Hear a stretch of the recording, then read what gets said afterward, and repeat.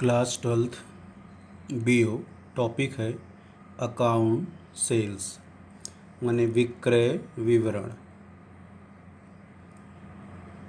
उसी चैप्टर का जिसमें बीजक है उसी का एक पार्ट ये भी है विक्रय विवरण। अकाउंट सेल्स जैसे इसके पहले जो चैप्टर हम लोगों ने पढ़ा बीजक पढ़े। बीजक विक्रेता बनाता था। विक्रेता उत्पादक निर्माणकर्ता या मुख्य व्यापारी बीजक का निर्माण करता था। बीजक बना करके एक प्रति अपने वो क्रेता को, एक प्रति माने जो मूल प्रति होती थी वह अपने क्रेता को लेन देन के हिसाब की दृष्टि से देता था। अब लेन देन में दो पक्ष होते हैं, विक्रेता और क्रेता। वर्तमान समय में व्यापारिक क्रियाएं इतनी बढ़ गई हैं कि जो भी उत्पादक निर्माणकर्ता या व्यापारी हैं वो अपने उत्पादित वस्तु का विक्रय प्रत्येक जगह जाकर खुद नहीं कर सकते। इसलिए वो प्रत्येक जगह, प्रत्येक स्थान पे, प्रत्येक देश में, प्रत्येक शहर नगर में अपने एक एजेंट नियुक्त करते हैं। उन एजेंटों के पास अपने माल को भेजते हैं। ध्यान रखिएगा, बेचते नहीं, भेजते हैं। और एजेंट कमीशन के बेस पर उत्पादक द्वारा भेजे गए माल का विक्रय करते हैं ग्राहकों को। तो इस प्रकार का जो विक्रय प्रक्रिया है वही विक्रय विवरण के अंतर्गत आता है।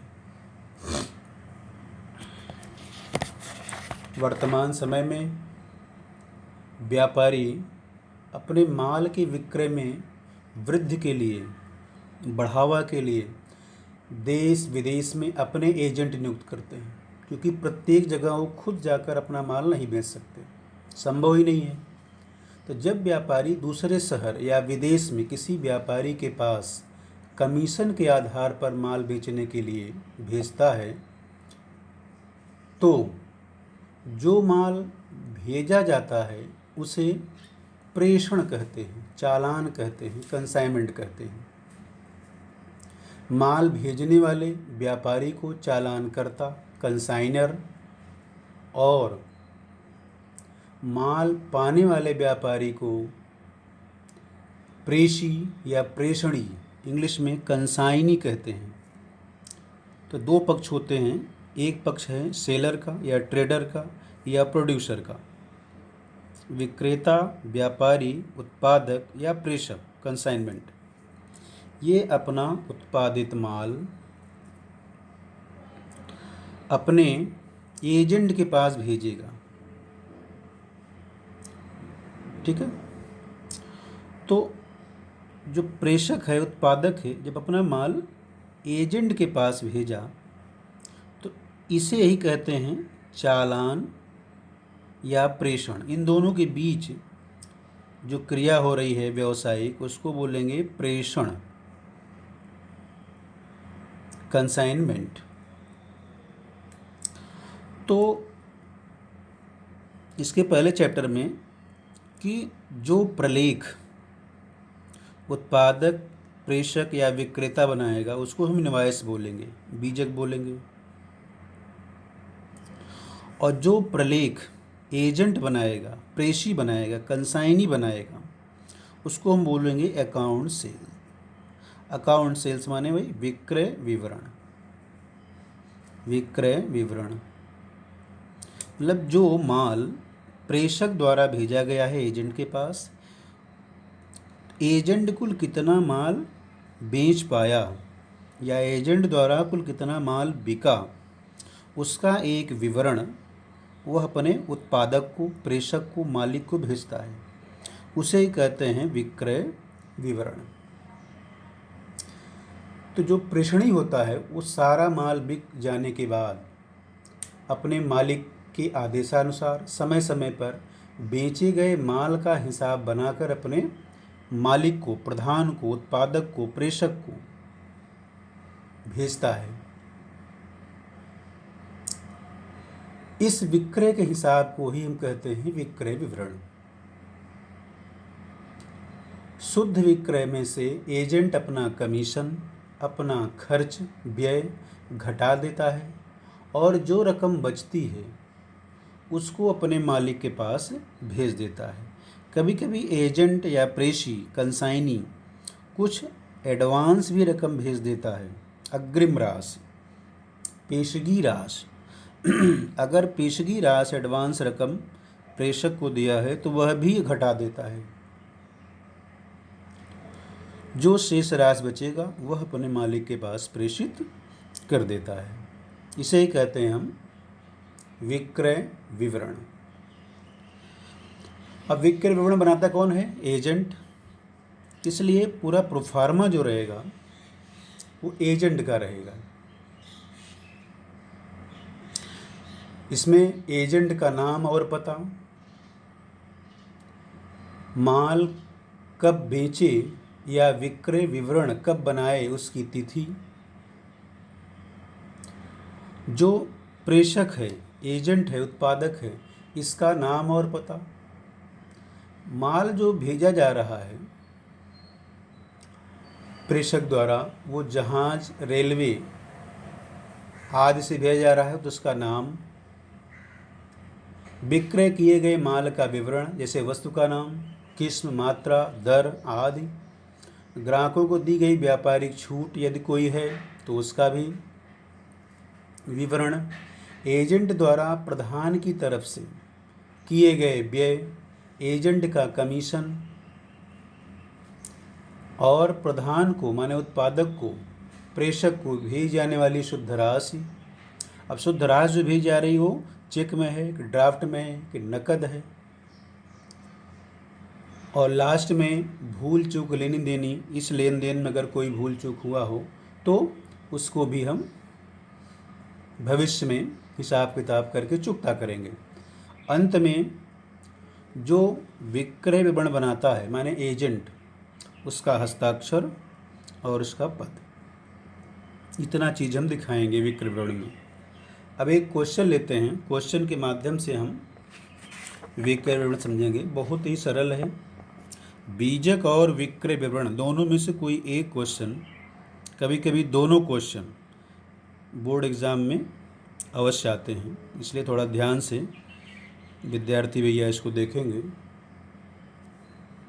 क्वेश्चन है, नानक कानपुर ने, नानक व्यापारी है, कानपुर ने माने एजेंट है ये, राम झांसी की ओर से, तो झांसी की ओर से कर रहा है इसलिए झांसी की ओर माने ये प्रेषक हो गया, उत्पादक हो गया, व्यापारी हो गया, माल का मालिक हो गया, स्वामी हो गया। तो राम झांसी की ओर से निम्नलिखित माल बेचा है। तो राम झांसी की ओर से माल बेचा कौन? नानक कानपुर ने। तो कानपुर जो नानक है ये एजेंट हो गया। तो विक्रय विवरण जो हम लोग पढ़ रहे हैं इसको एजेंट द्वारा बनाया जाता है। क्या क्या माल बेचा है? 150 साड़ी 200 रुपये प्रति की दर से, 200 धोती 90 रुपये प्रति की दर से, 200 मीटर सिल्क 30 रुपये प्रति मीटर की दर से, 120 चादर 25 रुपये की दर से, और खर्च किया है रेल भाड़ा 90 रुपये, ठेला भाड़ा है 45 रुपये, किराया 100 रुपये और बीमा 300 रुपये। कमीशन जो रहेगा, कमीशन एजेंट को मिलता है, तो एजेंट का कमीशन है कुल विक्रय का 10%। विक्रय विवरण बनाना, आपको विक्रय विवरण तैयार करना है। अब एक फॉर्मेट बनाएंगे स्पेसिमेन विक्रय विवरण का। तो विक्रय विवरण हमेशा एजेंट बनाता है, इसलिए एजेंट का नाम नानक, और एजेंट है नानक इसलिए नानक एजेंट। इस नानक एजेंट का जो एड्रेस है ये कानपुर का है, इस कानपुर का जो डेट दिया हो, नहीं दिया हो तो आज की डेट। बाएं तरफ एजेंट का ईमेल, टेलीफोन नंबर, ये सब अगर दिया है तो लिखना, नहीं तो इसे डैश कर देना। फिर कंडीशन, शर्त रहती है कि प्रेषक राम झांसी की ओर से हमेशा एजेंट जो है अपने मालिक के जोखिम पर ही माल बेचता है, जोखिम पर और उसके आदेशानुसार। इसलिए प्रेषक राम झांसी की ओर से और उन्हीं की शर्तों पर विक्रय किया। अब क्या क्या विक्रय किया वही यहाँ दिखाना है। तो पहला था 150 साड़ी 200 रुपये की दर से। तो मात्रा में लिखिए 150, विवरण में साड़ी। रेट है 200 रुपये प्रति साड़ी। अब 150 में 200 को मल्टीप्लाई कर देंगे तो 30,000 रुपये की साड़ी बेचा। दूसरा है 200 धोती है, यहाँ लिखिए 200 धोती, 90 रुपये प्रति धोती है तो 18,000 रुपये कुल धोती बिक गई। नेक्स्ट है 200 मीटर सिल्क, 30 रुपये प्रति मीटर, यहाँ लिखिए 200 मीटर, ये मात्रा हो गया। क्या है? सिल्क, 30 रुपये प्रति मीटर, 6,000 रुपये का हो गया सिल्क। और 120 चादर है, 25 रुपये प्रति चादर, तो यहाँ लिखेंगे 120 चादर।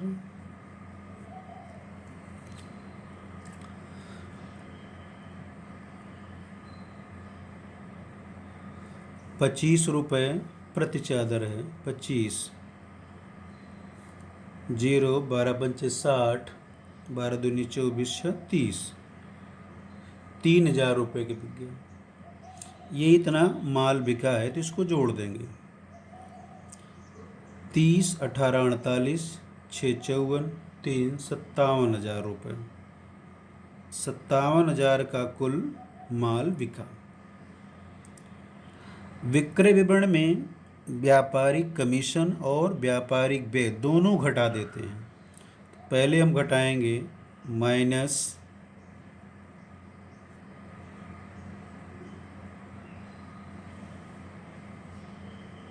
व्यापारिक कमीशन, 10% दिया है। 57,000 का 10%, 5700, सो घटा देंगे। 0, 0, 3, 6 में से 5 गए 1 और 5, 51,300 बचा। अब फिर लिखेंगे माइनस, इसमें व्यय भी घटा देते हैं। व्यय यहाँ दिया है रेल भाड़ा वगैरह, तो घटाया व्यय। कौन कौन से व्यय हैं? रेल भाड़ा,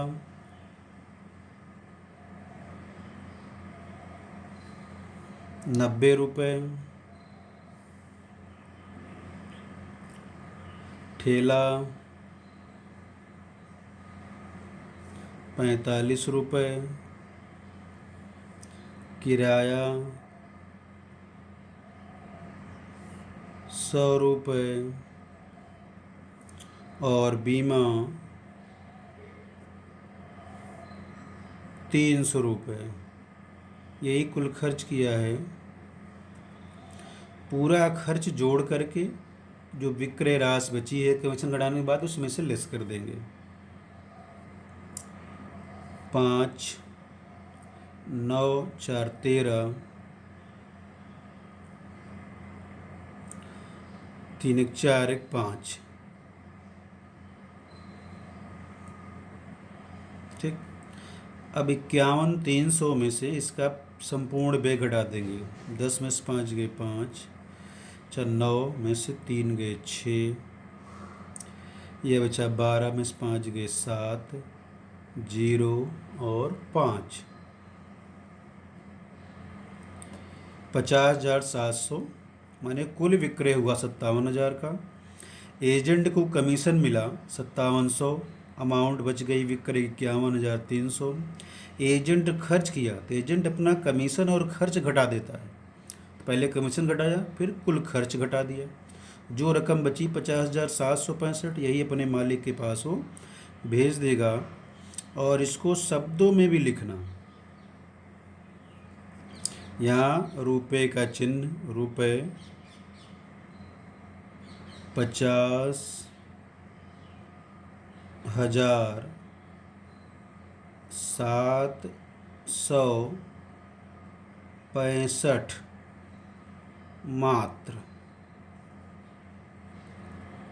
ठीक है, ये आपका जो है विक्रय विवरण तैयार हो गया। लास्ट में बाएं तरफ हम लोग लिखेंगे भूल चूक लेनी देनी। इस लेन देन में कोई भूल चूक हुआ हो तो भविष्य में लेन देन कर लेंगे। यहाँ लास्ट में वास्ते मतलब इसको कौन बनाया है, तो एजेंट बनाया है, तो लिखेंगे नानक। एजेंट का नाम है नानक। और यहाँ लिख देंगे एजेंट।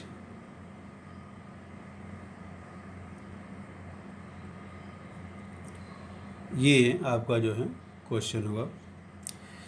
मेरा फ़ोन नंबर है, किसी भैया कोई प्रॉब्लम हो तो कॉल करके भी पूछ सकता है। 7080305720। ठीक है, तो विक्रय विवरण आज हम लोग पढ़े। विक्रय विवरण में संपूर्ण विक्रय राशि में से कमीशन घटा देते हैं और जो खर्च हैं वो भी घटा देते हैं। विक्रय विवरण एजेंट बनाता है, इसलिए एजेंट के हिसाब से हम फॉर्मेट को, स्पेसिमेन को प्रिपेयर करेंगे। Thank you.